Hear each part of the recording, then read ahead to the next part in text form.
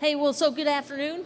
This is like the crowd that has endured the most because you're still here at day 3 towards the end, so we greatly appreciate that. And I will tell you, this is a great honor for me to introduce Mario Hoffman, who's going to walk you through what I consider one of the most important parts of the job that I do. Now, I have 2 hats. We've said the Synthetic Training Environment Director, but I talked about that this morning. What I want to talk about is what part of my job is as the DCG for CACT, for the Combined Arms Center training. So if I had to describe my job to you, and I would describe it this way.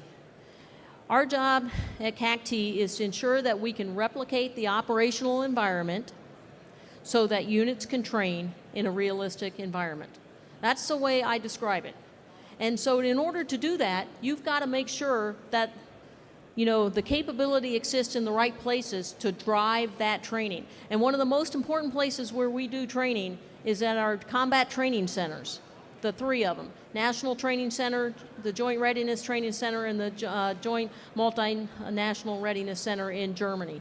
And there is where we have to make sure that our opposing force, our OPFOR, can replicate the threat to the degree necessary that it can allow our units to train. Because the place that we drive change in our Army, and we drive it quickest, is at our combat training centers. And we do that by presenting the right threat picture, to the degree necessary that makes our training units react properly. And so part of my job is to make sure that we have that capability necessary, and we partner with the TRADOC G2, who kind of describes to me what we need to replicate so that we can train our units. And then, of course, he hands it over to me so that I got to line up the documentation, the funding, and figure out how to deliver capability to get it out there. But this has been a great partnership, and over the last 2 to 3 years has been pretty important because we've had to drive change in our Army quickly because of what we saw taking place in the world. For example, the Russian New Generation Warfare study showed us that we needed to put an integrated air defense capability out on the ground quickly so that we could train our pilots. We needed to make sure that our OPFOR had, a near-peer night capability so that they can train at night just like our adversaries were. And so it's through this program where we make sure that we can modernize our combat training centers. And Mario Hoffman he's been with the program for a long time. He's got a wealth of knowledge, and he's been a great teammate as he's helped us understand what is an operational environment, what does it need to look like, and what do we need to replicate so units can train. So I'm going to turn this over to Mario Hoffman, and he's going to walk you through the rest of it. So thank you. I really appreciate that. So good afternoon. Thank you for enduring this afternoon. I understand I'm the last briefer. My predecessor thought he was the last briefer, and he was proud that he had an audience. And I recognize I stand between you and rush hour traffic. So I do have a lot of slides, but to make it fun, I have a couple of videos. I don't plan on drilling down into the slides. They are to give you more familiarization with some of the things that we're doing. And this is really, to me as a program lead, an exciting time, because the last 3 years, the U.S. Army has invested and modified the OPFOR program the most in probably the 4 decades it existed. And much of that was due to General Gervais' effort, and I also want to recognize General Matlock, currently the CG of the 1st Cavalry Division, but the former Army Director of Training, who have really moved this program into the direction for us to be able to replicate the threat and the environment that's realistic to training. So let's go to our first slide real quick. Again, a lot of slides, but really I just want to provide you that overview versus getting into the deep dive of the discussions. The OPFOR program is a program about unit readiness for U.S. Army, Joint, and our multinational partners. It's about leader development. It's about providing as much of a realistic combat experience short of actual war. So the 3 things I'm going to talk about is why do we need to modernize? What's driving us to invest in our OPFOR program? What are the things we're currently doing to try to fill some of the gaps? And then third, what are some of our challenges? And that'll be integrated throughout the briefings. So if you go next slide and roll the video, please.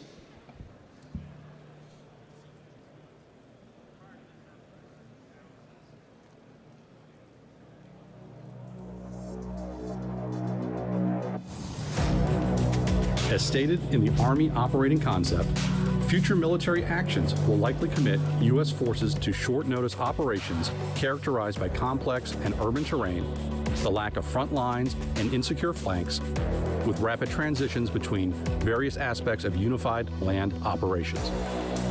While the U.S. fought a lengthy counterterrorism war in Iraq and Afghanistan, potential adversaries were studying the U.S. and making different investments.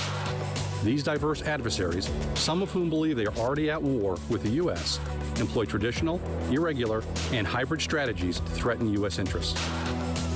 Threats emanate from nation-states such as near-peer competitors or regional hegemons, and from non-state actors including transnational terrorists, insurgents, and criminal organizations operating from ungoverned areas or failed states. Potential adversaries include Russia, China, and North Korea, operating beyond physical battlegrounds, subverting and shaping public perceptions via propaganda and social media. The potential for disruptive technology is steadily growing. As military technologies proliferate, all adversaries will employ increasing advanced technologies against U.S. forces. Some advanced threats are approaching parity, in some cases are superior to U.S. weapons. In the conflict between Russia and Ukraine, we see extensive use of electronic warfare, cyber, and social media, massed artillery fires, advanced air defense systems, denial, deception, and ambiguity, unmanned aerial vehicles, and in-depth involvement of Russia's intelligence services in an area where the military may not control the battle space. This shows the reemergence of a sophisticated, heavy hybrid threat that the U.S. must prepare for. In the Middle East, threats are gaining military capabilities previously associated only with nation-states. Irregular forces are growing more capable as they adopt new weapons and tactics and achieve coordination previously only seen with conventional forces. Anti-tank guided missiles, or ATGMs, have emerged as one of the biggest killers on the battlefield. Advanced ATGMs are in the hands of Islamic State forces and Hezbollah. Hezbollah, in addition to advanced ATGMs and rocket-propelled grenades, has manned portable air defense systems, unmanned aerial vehicles, and a sophisticated mission command system.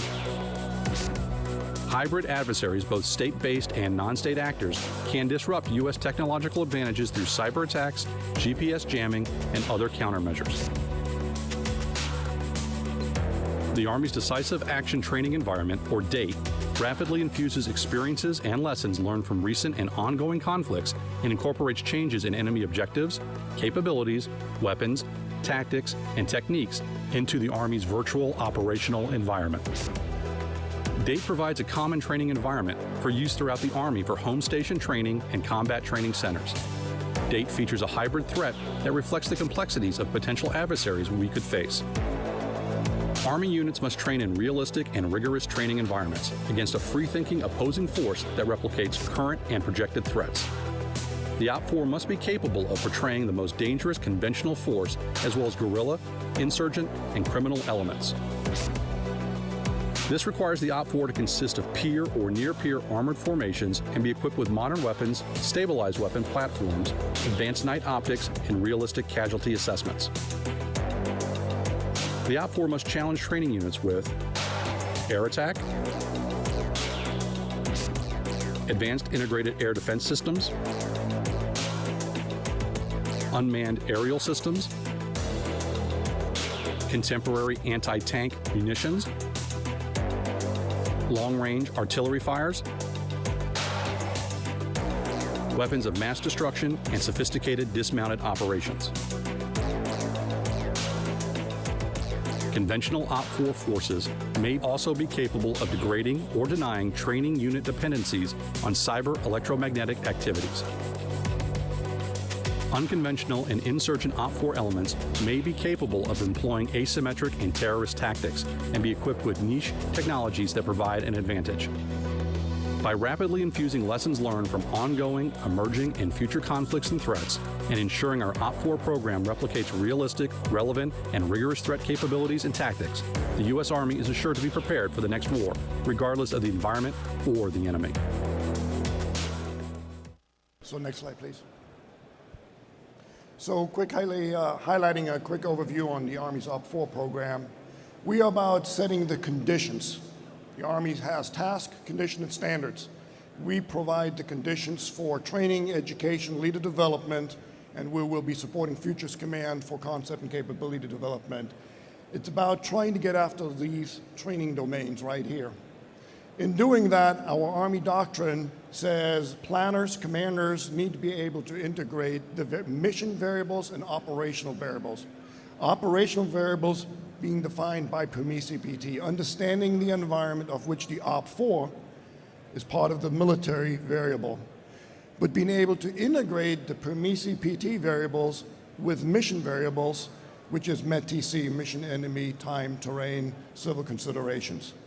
The Army, to get after its high fidelity and multi-domain operations, as talked about with General Gervais just now, as well as General Townsend in his multi-domain discussion earlier today and yesterday, the Army invested in roughly 2 brigades worth of OPFOR at 4 combat training centers, which is also supported now by Army Cyber Command with Cyber OPFOR. Those are located 2 maneuvers here in the United States, 1 in Germany, and then the Mission Command training program throughout the US. Next slide. So the TRADOC G2, unlike most G2s in the Army, is responsible for defining the OE for training, education, leader development, concept and capability development. In doing that, we do not produce or analyze raw intelligence. We take information that we know that has already been produced, and we make it user-friendly for our customers, most often turning it into something unclassified that we can use. But in doing that, first and foremost, we look at the different type of threat considerations, and you already see that a lot of these sub-bullets here are really integrated in a lot of the blue capabilities that we see throughout AUSA. Well, the threats are doing the same thing, and they're trying to find an asymmetric or at least a parity niche to get after that. We look for potential overmatch. These are the things that we want to challenge our units for. If you've listened to the CFTs earlier today, you will have noticed that those are Army modernization priorities. Our Chief of Staff has clearly already talked about every combat training center rotation before units go off and certified as ready to go to war. They will be engaged in degraded cyber electronic warfare and space capabilities. They will have to deal with long range and smart munitions, et cetera, et cetera. We look at the OE trends, the actual environment, not just specific to the threat, but the human domain. Our Army operating concept talks about the next war being fought among the people and within urban terrain. That is being built out, not just at the combat training centers, but even broader. Obviously, we look at current existing trends, the 2+3, Russia and China being our most near competitors, and to some degree you can argue our pacing items that we want to look at in terms of defining what we're facing. And then just fundamental changes in technology and other aspects that we need to consider moving forward as an Army, and that is where industry and our multinational partners help us a lot in being able to look at the future and determining what are the things that will implicate military operations. When we analyze all these things based on real-world information, we come out with certain products, threat products, monthly publications that are red diamonds, a red, if you will, lesson learned, and a program called Decisive Action Training Environment. Decisive action being offense, defense, and military stability ops. Next slide. So let me talk about the date, the Decisive Action Training Environment. This right here is not a scenario.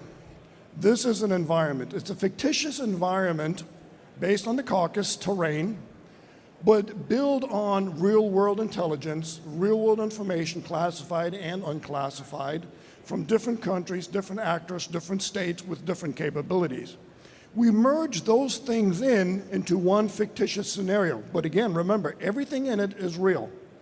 This consists of about 5 or 6 different countries with different type of terrain and different threat, hybrid threat, conventional, unconventional, asymmetric, irregular, criminal, and insurgency type threats, all integrated in here, from which commanders can take that environment, which now they know reflects the real challenges and complexities we have to train against, and they can build their scenario out of that. Next slide. So most currently, we've used the date, I think of about the last 4 or 5 years, And our chief says to further challenge, especially our divisions for more globally and worldwide contingency operations, he wanted to expand that. So we took the same notion of the date, the traditional date 3.0, and we've expanded that by 3 more that we call regional dates, if you will, decisive action training environments. So the current one that we used in the caucus, we're up to 3.0 right now. This version right here has been adopted also by the UK, by Canada, and currently being adopted through Australia, and the Marines are looking at that. It says coming summer 18. Reality, we just posted it. I'll talk about where and how you can get access to it. But we've added date Europe version, Africa, and Pacific. All of these have the same criteria as the original date. They were built with our Army commands, with the intelligence communities, and to some degree also with our multinational partners. Much of the date Europe was derived from a scenario in Europe from NATO that they called SCOCAN. So we took what Europe has already been doing, what they have found is critical for training, integrated it into date Europe and brought it down. You will also see that the compilation of all of those 4 date environments is about 22 countries in 4 global regions.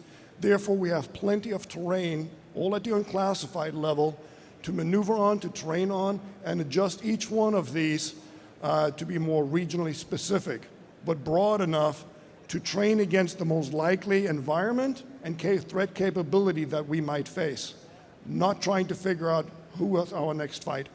Next slide. So the OPFOR, we can't afford, certainly in the live environment, to try to replicate everything. We're trying to replicate, not duplicate. So the same that I just talked about within the date, when we talk about maneuvering against a threat brigade, in this case an OPFOR, we task organized a brigade to be the most likely equipped of a threat and threat capabilities that we may have to face, so that our rotational training units are exposed to the tactics, techniques, procedures, as well as the capabilities most likely they have to face in the battlefield and the most likely threat. So this brigade tactical group is really task organized slightly different at each of our live maneuver combat training centers. And based on the type of units that they train, based on the terrain, we adjust this brigade a little bit. At the National Training Center, where we train our heavy armor brigades, they will have more BMP-like and tank OPFOR versions. At JRTC, a little bit less of the light of the tank and the BMP, but more infantry, dismounted anti-armor capabilities. And then in Germany, we try to balance that. Probably most significant in recent efforts is the addition of an information warfare element. It's not quite a company, but this now, for the first time in our history for the OPFOR program, has integrated an information warfare aspect within the OPFOR that gets after some of the multi-domain efforts. Now the threat sees cyber, electronic warfare, information ops, etc., slightly different than we do. They don't see it as, here's my cyber I need to defend, here's electronic warfare I need to be prepared for, and how do I deal with space-degraded issues. The threat sees all this as one information operations, information warfare campaign, of which cyber, electronic warfare, space, and all the things are means to get at the ends, means and ways. That's what that element is supposed to do for the OPFOR, is to make sure all that is synchronized and integrated, and it's all about trying to control, deny, deceive, corrupt, destroy information, both in red and protect, against blue and protect for the red. We've also listed some highlights on some of the challenges and the gaps that we've had over the last 10 years that we're getting after, and I'll highlight some of those here in a minute. Next slide. So first, something new that we have recently got out on the World Wide Web is the OIDN, the OE Data Integration Network. This is now live. This provides open access. It is not CAC protected. It has our worldwide equipment guide. It has the 4 dates that we just talked about and some other things. Here's the key, and I'm going to show you a short video on this to get you a better feel of what this is really about. But what I want to highlight as you look at the video is that this is the TRADOC G2's authoritative data for OPFOR and training against threats.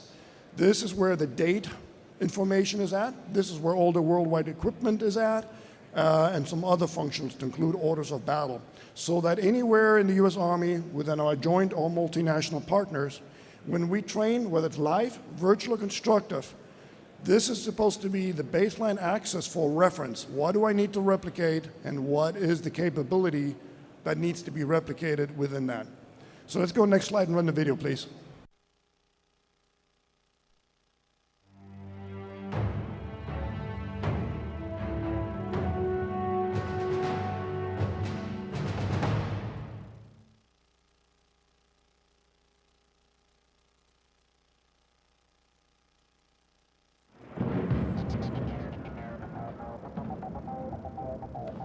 Welcome to Odin, the Operational Environment Data Integration Network, the definitive and authoritative repository for the operational environment used in training, leader development, and education that combines numerous volumes of texts, manuals, and doctrine. From the Worldwide Equipment Guide, Series 7100 training circulars to the Decisive Action Training Environment, or DATE, for the respective or prospective DATE countries.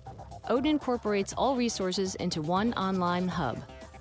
What was once a daunting task of combing through hundreds of pages is now housed under a single digital umbrella and provides an intuitive user interface that easily and efficiently navigates the resources with a keyword or two. The Worldwide Equipment Guide, or WEG, provides support for DATE force portrayal in training simulations, constructive, virtual, live, and gaming. The equipment portrayed in the WEG represents military systems, variants, and upgrades that U.S. forces may encounter now and in the foreseeable future. The Training Publications window enables one to search resources that describe the doctrine of opposing forces, or OPFOR, for training U.S. Army commanders, staffs, and units. These resources outline the characteristics and capabilities for an OPFOR that can cover the entire spectrum of military and paramilitary capabilities against which the Army must train to ensure success in any future conflict. The DATE Knowledge Base window provides a detailed description of the conditions of multiple operational environments, or OEs. By presenting data for several factors particular to a country, trainers and exercise designers are given a powerful tool to access OE conditions required for construction of scenarios for decisive action training at home station, centers, and schools. TradeOp G2 will continually analyze real-world developments, capabilities, and trends to guarantee that Odin will continue to evolve and expand. Future rollouts will include force structure breakdown for each DATE country, as well as the addition of new countries for regions all around the spectrum of the OE. Migrating from a manual process to a data-centric one, Odin succeeds in combining numerous resources into one digital hub in support of the full spectrum of Joint and U.S. Army training requirements, from the strategic to the tactical levels. So this online tool has replaced a stack of manuals and papers approximately this thick, allowing us to save one tree at a time. Next slide. Okay, so let's talk a few specific capabilities. About 2 years ago, we started introducing OPFOR UAVs. So the initial concept, or the initial potential pushback, was, does the OPFOR really require more ISR? And the answer is yes. If that's what the threat has, that's what we need to provide our OPFOR, because it's realistic and we have to deal with it, which we have. The next piece is it helps commanders see themselves. So this isn't just an OPFOR capability, but based on what the OPFOR sees and learns, enable and after-action reviews show it back to the training unit commander. Hey, here's what we saw. Here's how we see you. Helped him see himself. As you saw in these two pictures at JRTC and NTC, we quickly realized our tactical command operation centers were too large. They were not mobile enough. They did not jump enough, and they were very, very vulnerable to indirect fires based on quick ISR reconnaissance. So that changed not just our TTPs, but it became a major effort on how we become more mobile and less targetable. JRMRC took the next step at actually trying to figure out ways to replicate adding weapon systems to that. And of course, it provides collectively a means for us to start practicing our counter-UAS formations. We have replicated live Group 1, 2, and 3, the tactical smaller ones. We do virtual Group 4 and 5. Our challenge is probably here. We know that we have some data integrity issues with the DJI, and we're going to be looking for a replacement. And of course, we're using the Raven, which is Army program of record. Makes it easy to use. It's the right size, the right capability of what also threats have. But it's relatively close to a US platform because it is. So we're looking for potentially something more specific, threat replicated. Next slide. So the electronic warfare, cyber, and space, and we ordered them that way for a unique purpose. At the tactical level, we're looking at the priority efforts towards electronic warfare. So what you see here are some of the capabilities that we're currently working and integrating. To some degree, various levels of these have already been integrated. Some of them are slowly turning into programs of record or recently approved, but we still have a long way to go. A lot of these systems are provided by the Threat Systems Management Office through PO-STRI or the Target Management Office through PO-STRI, but it's also in partnership with RCyber as well as Space and Missile Defense Command. Again, 3 efforts to try to get after the capabilities that we believe threats will use against us, even short of conventional force-on-force war, to try to get some asymmetric advantage over us on the battlefield or even as we prepare to deploy. Next slide. General Gervais talked about integrated air defense as one of the examples for multi-domain. So we rely on our Air Force partners and the joint community to help provide systems, but all of these are really getting to be aged, and none of them quite meet what we need as a self-contained, mobile, integrated air defense.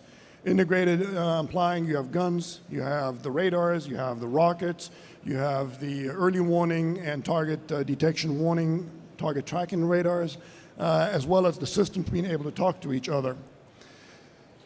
The Army has reintroduced what we call the Aircraft Survivability Equipment Trainer Level 4, the TPQ-45, and revived some of the systems we had back in the olden days, modernized them slightly to give us a current capability. We've added a Giraffe radar that provides visual signatures as well as situational awareness to the OPFOR commander on blue aircraft to help create the red picture. And we have a man-portable air defense system that replicates the SA-18 and 24.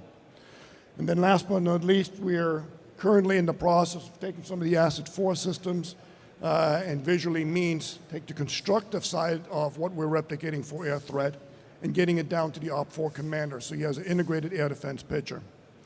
Our challenge is live signatures versus replicated signatures. So the airways are crowded, the signatures are crowded. For us to stimulate aircraft, both Army and air, we have to have UV and other multispectral signatures that alert the aircraft and make it think an actual rocket is flying at me or bullets are being fired at me for the aircraft to react in its own defensive measure or for the pilot to take his evasive measures. That is pretty complex in trying to do, and it requires a lot of aircraft capabilities and ground capabilities and signatures. So a preferred method actually would be to find ways around that where we have other means for ground systems to tell the aircraft, I'm tracking you, I am now shooting you as though it was air defense.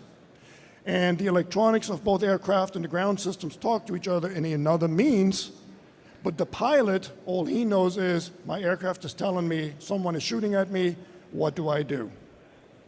Next slide.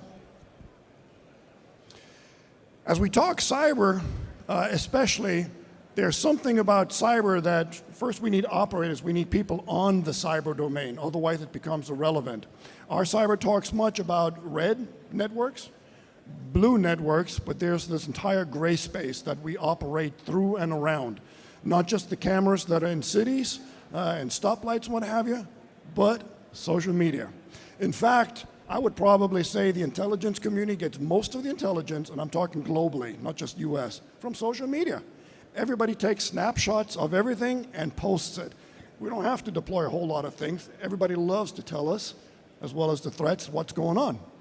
So this has become part of an analytical platform. And I'm not talking open source intelligence. I'm talking operators responsible for a piece of terrain that includes towns will look at, so what's going on in there? What are they posting? So this ION right here, the Information Ops Networks, replicates that social media platform, that worldwide internet, the Google platform, if you will. And we do that by building out the date that I talked about earlier, and then the training communities through the CTCs or the home station training will add their specifics for their rotation of key information to that. And then each one of them is unique based on the exercise. And then some of that information is reused to add depth and breadth to future exercises. Next slide. So let's talk a little bit constructive. Up to this point, we talked a lot live. So the challenge sometimes in doing the constructive simulations is not the effects on the user. For example, if we have a brigade or a division command post in the field, and we want to replicate electronic warfare attack or cyber attack, we can do that by messing with their network, shutting off the radios, or interfering with their radios. So the user themselves will have an experience of degraded EW, cyber, or space. The challenge is right now that the simulation itself, unless it's able to know how and is capable of acting to integrate those EW effects to create a cause and effect, it becomes irrelevant in the game. And then we start gaming the game. For example, if a unit comes at me and I do an electronic warfare attack on them and shut down their command and control, would that unit slow down? Would they stop? What would they do? The game currently, most construct simulations currently don't articulate that well, and we have to have a man in the loop to articulate that.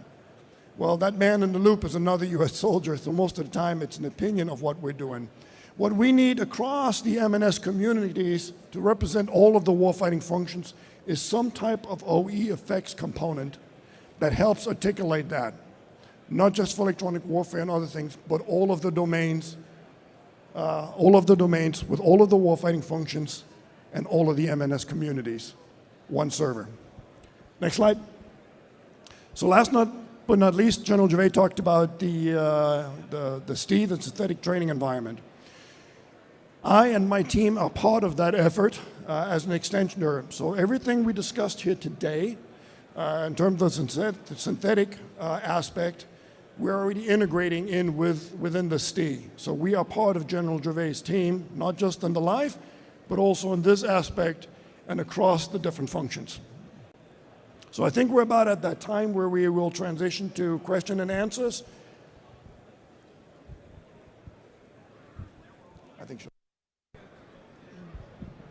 Over what period of time has this been evolving? So the honest truth is we probably started the analytical process and seeing it for the last decade, the last 10 years, as Russia and China began to flex more and more of their capabilities in different regions, especially Ukraine and Georgia. We started seeing a lot of these things. That certainly allowed us to take it from the classified into the unclassified realm and start introducing it. But as you know, we've also been involved in a war the last 17 years that had much of our focus on what we train and how we train on counterinsurgency.